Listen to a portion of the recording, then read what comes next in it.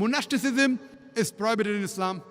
Our beloved Prophet said, it's mentioned in Sahih Bukhari, poem number 7, in the book of Nikah, chapter number 3, hadith number 4. The Prophet said, "O young people, whoever has the means to get married, he should get married."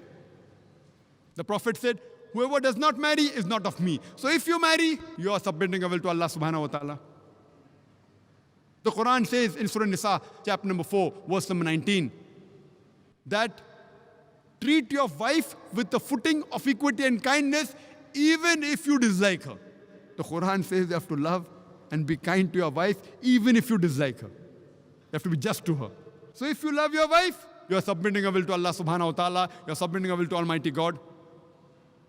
The Quran says in Surah Isra, chapter number 17, verse number 32, that come not close to adultery, for it is an evil opening other roads to evil. So if you abstain from adultery, you are submitting your will to Almighty God.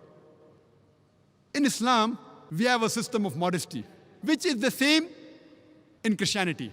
Quran says in Surah Nur, chapter number 24, verse number 30, say to the believing man that he should lower his gaze and guard his modesty. Whenever a man looks at any woman, and if any brazen thought, any unashamed thought comes in his mind, he should lower his gaze.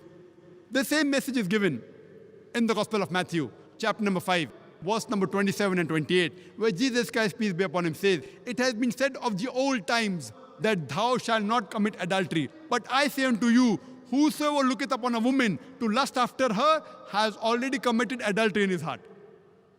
The same as the Quran says, that lower your gaze, Jesus Christ, peace be upon him, says that anyone who looketh upon a woman to lust after her has already committed adultery in his heart. The next verse, Surah Nur, chapter number 24, verse number 31 says, say to the believing woman that she should lower her gaze and guard her modesty, and display not a beauty except what appears ordinary of, and to draw her veil, a head covering over the bosom, and display not a beauty except in front of her father, her husband, her sons, and a big list of mahram, the close relatives who she can't marry is given. There are basically 6 criteria for hijab given in the Quran and the Sahih Hadith. The first is the extent, which differs between the man and the woman. For the man, it's from the navel to the knee.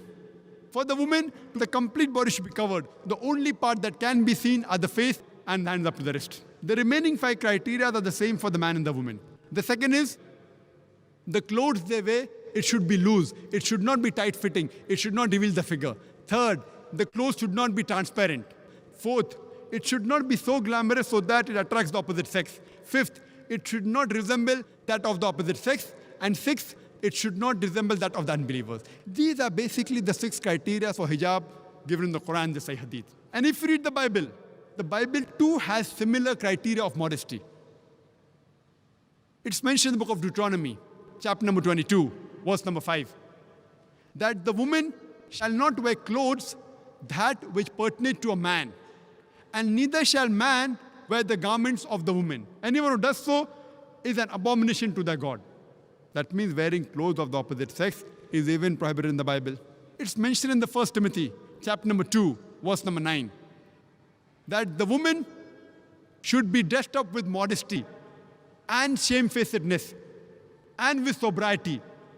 They should not have braided hair or should not wear gold or pearls or costly array. And it's mentioned in the 1 Corinthians, chapter number 11, verse number 5 to 6, that the woman that prophesies or prays with a head uncovered, a head should be shaved off. The Bible in the 1 Corinthians, chapter number 11, verse number 5 to 6, says that the woman who does not cover her head when she is praying to the God, a head should be shaved off.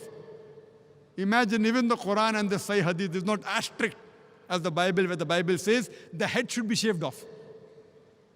So if Christian means a person who follows the teachings of Jesus Christ, peace be upon him, I would like to tell you that we Muslims are more Christian than the Christians themselves.